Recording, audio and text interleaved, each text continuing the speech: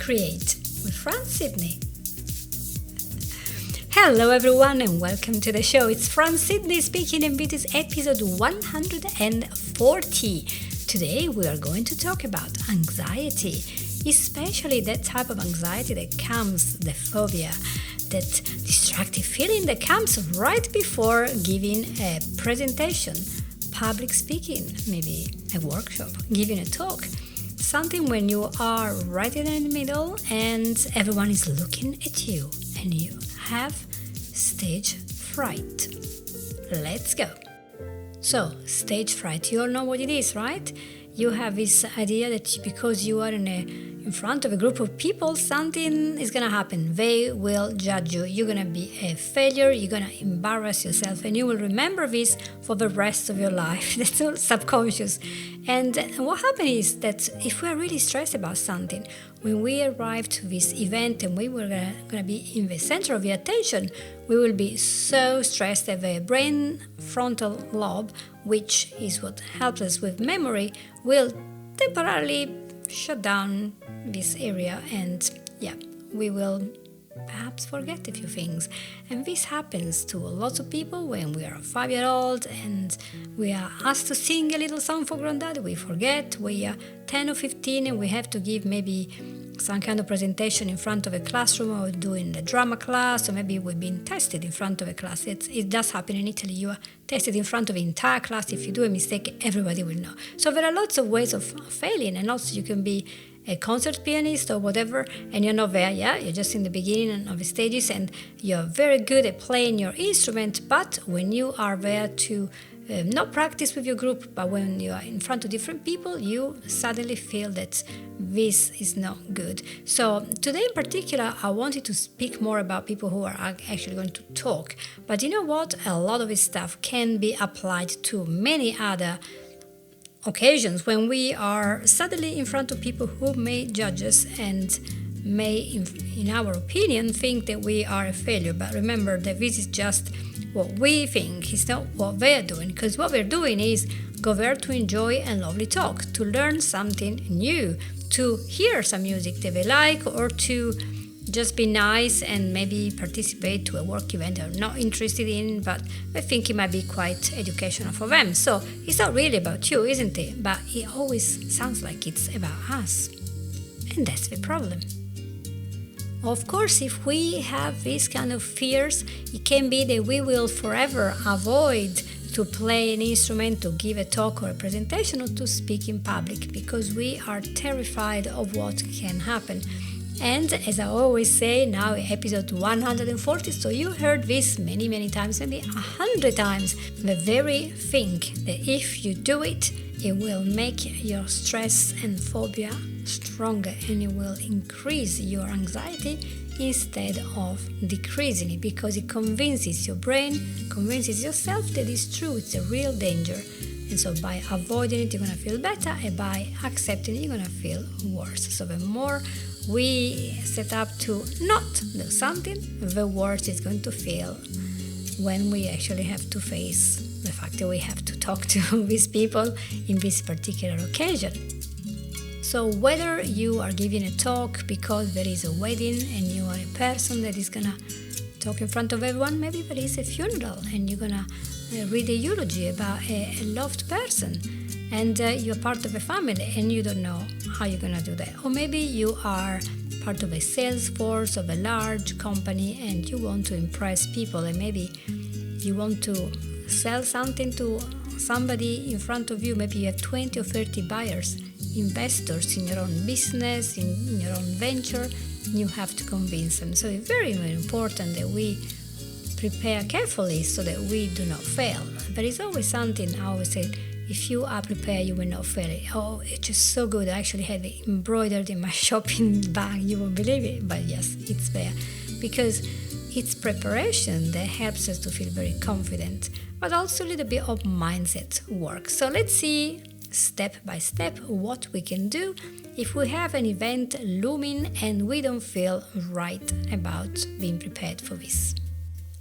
So the very first thing that I would like you to do is to stop thinking all the time that you're going to fail and you're going to forget everything, you're going to play the wrong notes, you're going to read the wrong sentence in the wrong order, you're going to miss your space, or you're going to feel jelly, and etc., etc. Because the more you think about that, the more you will create that scene in your brain, and that's what you're going to recreate later on because it's so familiar.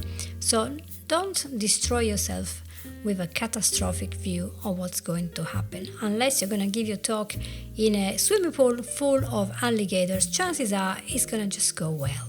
It's going to go well.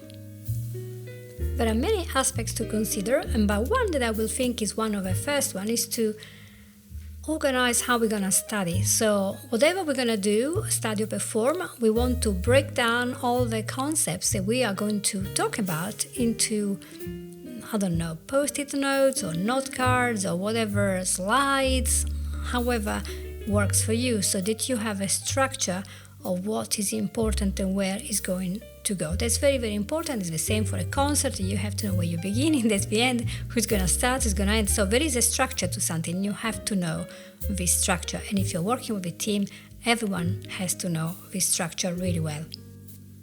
Another thing you can do to prepare really well is to anticipate there will be questions. For example, investors or people who want to give help to your business, they might want to ask you a lot of questions, and some could be quite deep and provocative to make you look like your business isn't as valuable as you would think. So prepare how you answer every question. Have an answer for every possible what if, so that you know what's going to happen. And if there is something in another topic, so you're not giving a talk or presentation to something else, think about how can you prepare for something unexpected. So there could be hard moments. How can you prepare? Because if you have a backup plan for everything, you're going to be so professional in this, and that's going to really help you to feel great. And your client, your listener, your audience will be very impressed that you are ready for this.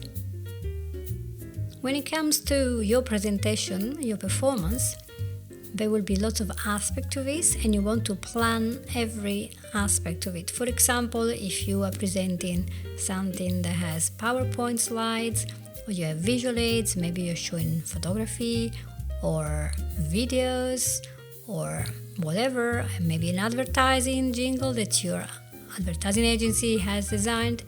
Whatever there is has to be planned. Everything has to happen, and you and the organizer of the event, especially if you're not in your own workplace, you guys have to know and communicate what is the format that you're going to use, what is the technology you're going to be using.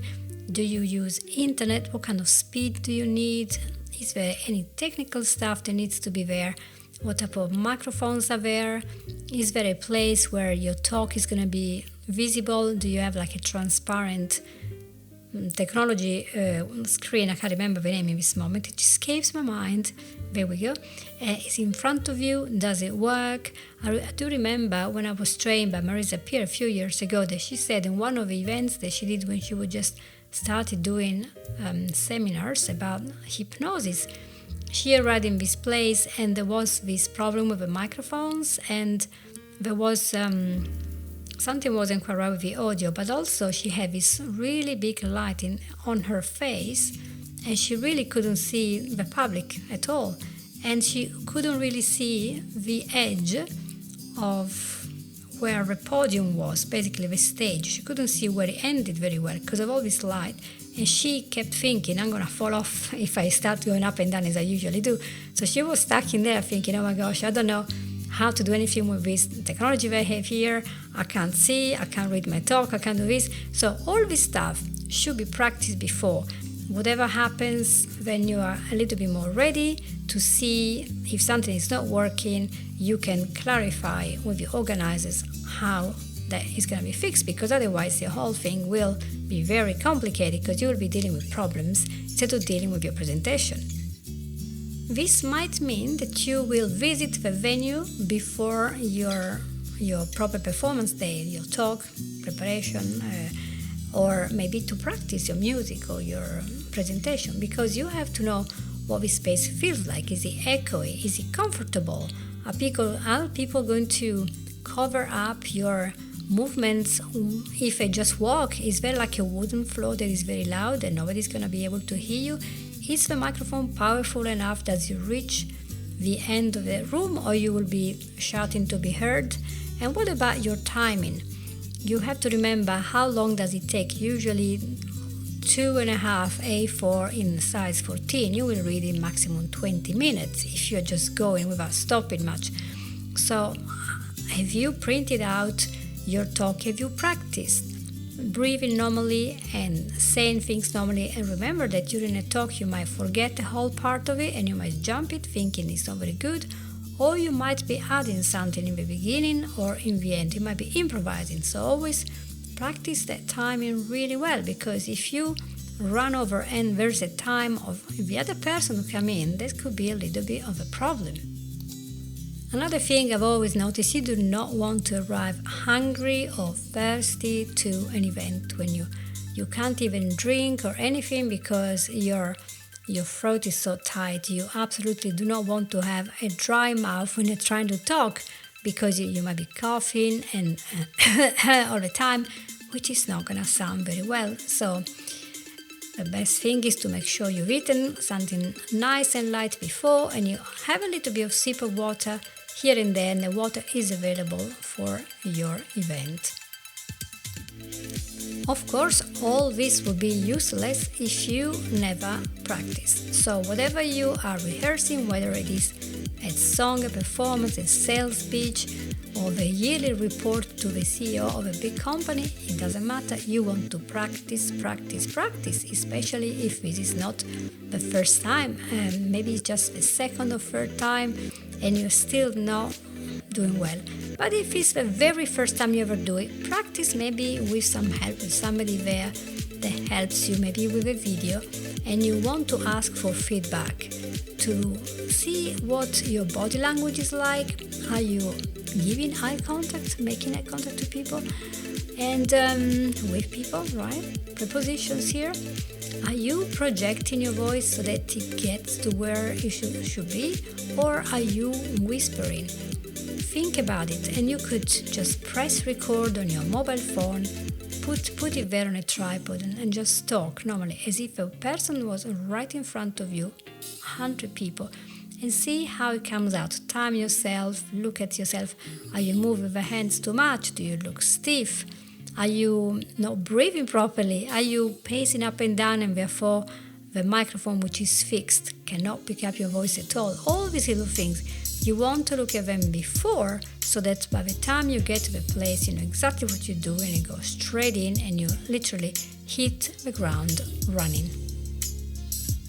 Now, the big thing, because of my background, it's in thinking about how your mindset is going to help, is how you're going to visualize your performance, your talk, your presentation, your eulogy going well. And of course, you want to fill your mind with positive ideas of how this is going to happen. So your confidence will only increase if you give yourself a pat on the back and say, well, I prepared, I structured, I practiced, and this is going to go great. I'm going to have a good time. I'm going to help these people. We're going to have a really positive experience together.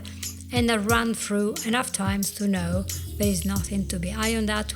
We're good. So you want to visualize that. How do you do that?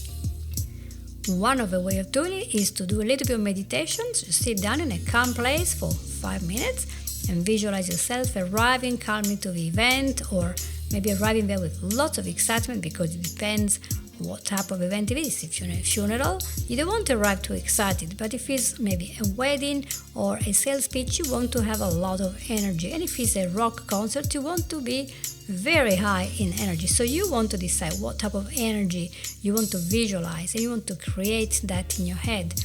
Visualize yourself, what you're wearing, how you're breathing, the shine in your eyes, and how you confidently walk into this area, into this arena where you are going to be seen by a lot of people. So practice that and hear the sound of your voice, of your instrument, hear the words, see the happy faces that are captured by the charming presentation you give, or the wonderful way in which you produce music, whatever that is. So visualize this, feel it, see it, and then keep it in your mind. I could also teach you anchoring and tapping today, but maybe via radio and podcast is a little hard, so maybe you want to look that up. Tap it to anchor a happy moment. It's an amazing thing done by people like Tony Robbins and lots of other people because it works, right? As you go through your presentation, as you're practicing, make sure that you know what you are talking about. So you know whatever the product it is, and make sure that you know every single detail, because you don't want to be caught with a very unprepared mind. So make sure that your product is very well known, your song is known, the talk doesn't have any gaps where you have really no idea of what you are talking about. And this is like a movie, so you're practicing, and if you can practice in front of a small audience, it will really help you with your word choice and with the timing, how you do things, and remember to breathe all the time. One other thing that can really help to practice is to picture two persons, one on the right, one on the left, or maybe one person in the middle, but quite back in the stage or in the audience, and picture this person as the most encouraging and supportive senior person that you have, who admires you and loves you, or is very, very happy about your performance. And this person, you imagine, is right there. And so when you speak, imagine you're speaking to them. So they're going to be supportive and positive about this. So you are more likely to feel good about it, and picturing this person in front of your stage or podium or wherever you are. It can be done during the practice, and it can be done during the final performance. The fact that there will be blinding lights and so you will not be able to see the people in front of you doesn't matter. You just imagine that the person is there. And remember, when you are practicing, don't just sit still unless it is a requirement because of what you're doing.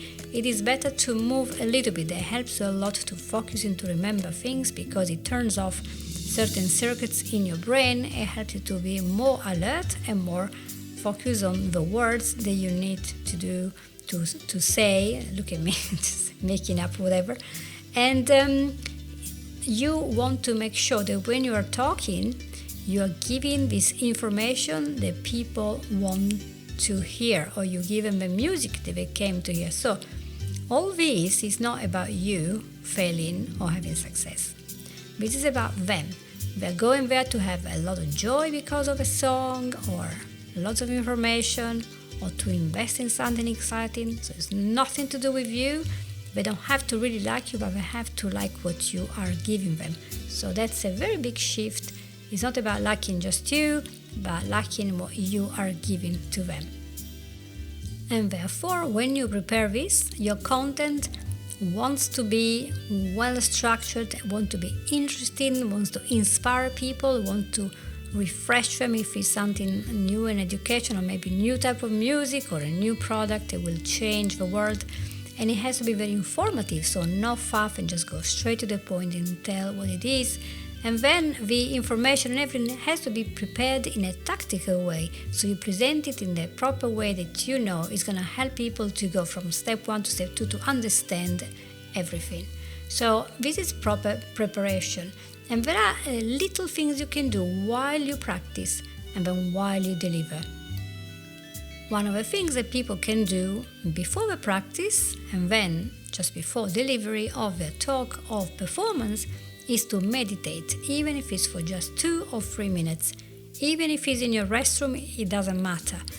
You just go there and practice your breath work, and you notice how your breath makes you feel good, and the oxygen is going to your cells, and your throat is nice and open, and you put away all the thoughts from your mind and just breathe until everything is going slower and slower, so you can calm your breathing, and it makes you ease any possible nervousness. If you practice that before every practice and then before the real event, it's going to be second nature. And keep exercising. If you go for a jog every day or whatever, keep doing that. And every time, remember to breathe and remember how I feel great, I'm mindful. So make sure especially in the week leading to this event. Make sure you are sleeping, you're eating, you're ready to perform in peak health. So you're not there half asleep, you're not in a bad mood, with bags under the eyes because you haven't slept at all, you had too much coffee, meaning whatever. And of course, we cannot forget music, the power of music that is incredible and so good to inspire you, to calm you, or to excite you.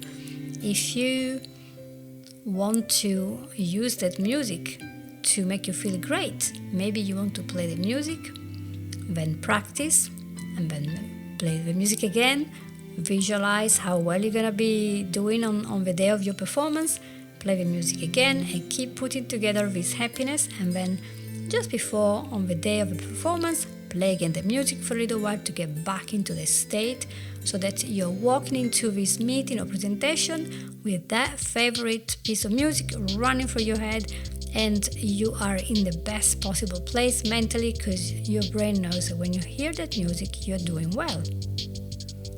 Some people, even after a lot of preparation, a lot of practice, still when they arrive to the event with all capital letters, feel a little bit of a nervous energy there. So this happens, okay? But that's okay, because what you have to do is think about it. Well, this is the jitters, right? But that could be pumping me up. It's enthusiasm, it's exciting, it's adrenaline, it's happiness that I'm here to give this gift to you. I'm giving you something. I'm here because you wanted me to be here. So all this excitement and enthusiasm could be just a transformation of this little jittery idea that you're like, I'm not really sure about going there. So make sure that you transform this into positive all the time. And one aspect that could help you is simply to go to other concerts, go to other presentations where other people are giving speeches similar to yours, so that you can learn and observe how the crowd mood is. How are they reacting? Are they remaining stiff? Are they listening carefully? Are they distracted? And are you actually watching the person very closely and trying to put him down in your mind, or are you just trying to understand what they're talking about? You're trying to enjoy the moment. So think about how they will feel when it's you on the other side. So that's very important. And may I add something else? When you are giving yourself in those events, you don't want to arrive to a place where you don't know anyone.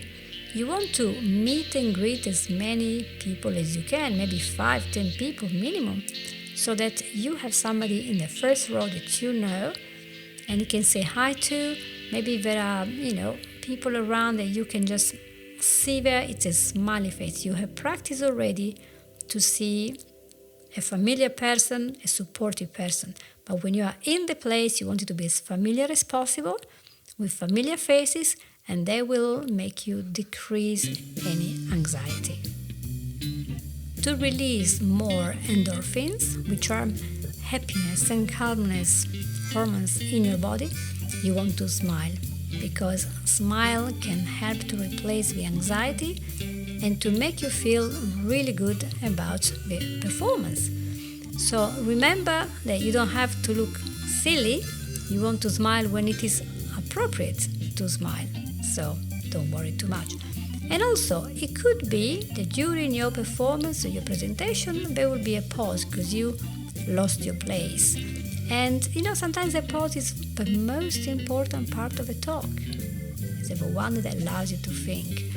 And that's what you can say to the public. You can say, the reason why there is a pause is not because this is the most important part of my talk, because I just lost my place. And as everyone laughs, you can say, my mother told me I would do this, or my husband told me that, or whatever. So make it as a joke, prepare it as a joke. So if it does happen, you know exactly what you say, and it's going to break the ice. I did want to add one more observation about the speed. Even if you do not have an Italian accent like me, it is usually really good to speak slowly enough so that people can listen, understand, and think and ponder about the information that you are giving them.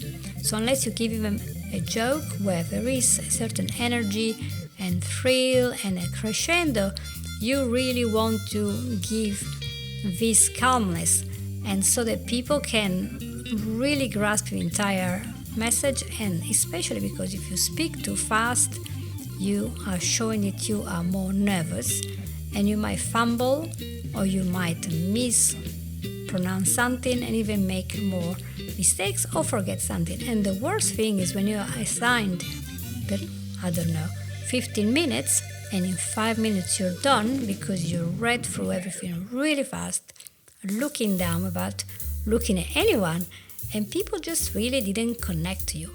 So if you take the time to slow down your speech in a way that is natural, so you're breathing when you have time to look down at those words, and then look up and say a few words and look down again, and everything comes out fluently, slowly and nicely, and you are grounded and you are organized, and everything just goes well. And every once in a while you smile, then there's a little pause, etc. So I hope that this is useful. It's not, shattering knowledge, but sometimes it's good to just review this. There are 3 things to know about giving the presentation. During this presentation, people will treat you as if you are the expert. Number 2, they're there for you to listen to this message, to your music, to your presentation. So they're on your side. They're not against you. They're not judging you. And number 3, even if you miss something from your talk, or maybe you miss a note here and there from your song, most people won't have a clue. So you are the only person that knows, I skipped an entire thing. As long as it sounds right, you just keep going. So there we go. I hope that this was helpful, and you can just imagine this amazing presentation or performance you're going to do, after which pat yourself on the back. You've done it and you can do even better. Even so, if you want to get better, you can always ask for feedback if you have a tough skin. So you can learn a lot from your mistakes by watching yourself, watching the videos. Look, that's what I've done. There could be something that makes you really likable, but maybe you want to improve it. So feedback is a wonderful gift if you are able to receive it. But if you do a bit of a mess of yourself, you forget too much stuff and forget your chords and whatever, but you did what you could do that time. Next time it's going to be better. So just remember, keep practicing and things will improve. And I do have a lovely quote, and it is from Sir Ralph Richardson. He said, "The most precious things in speech are the pauses." And I thought, could it be that? Yeah, it could be. I mentioned before Tony Robbins, and he's known for having said that it's what you practice in private that you will be rewarded for in public. And I thought, yes, yeah, I know that he practices everything. It's very OCD, it's very good. The important thing is you do this. You don't just avoid it, but you actually do it. And in fact, Fred Miller said, the worst speech you'll ever give will be far better than the one you never give. Well, that's really good, and I agree. You better just do it. Once your talk is over or your performance is over, you will think, well, it wasn't as bad as I thought. Well, and then people will come and say, oh, well done, that was great. You're like, oh, really? Thank you. No, but I was bad. Don't put yourself down. Don't destroy yourself. If you say you were good, just say thank you and accept it because you were good enough this time. So I hope that this was useful and it gave you a little bit of time to practice something important. Maybe it's happening next month. Maybe, you're attending a wedding or you're selling something important and you want to be freshly prepared. So you can say, yeah, Franz reminded me this. Maybe you want to send this episode to somebody who has a bit of a stage fright in there. If for any reason none of it is useful because you literally have a panic attack every time you have to speak in public, then that's the time to come to me and talk. I help you with phobias, overwhelm, burnout, and all similar stuff, especially for all this huge anxiety that grows over and over about talking to anyone, about your needs, etc. Usually, 1 or 2 sessions are enough for all this, so it's a very fast thing. We use NLP, hypnosis, tapping, and normal, CBT and coaching. So whatever you need, we'll go through all of the tools that you might need, but usually one is just enough, usually just with hypnosis and some exercises. Most people after 1 session are completely changed. So what are you waiting for? You know where to get me, so send me the message if you want to really shine into your next performance. Half an hour is a long time, so thank you very much for being with me this week, and I'll talk to you next week. Take care. Bye. You've listened to Create with Fran Sidney.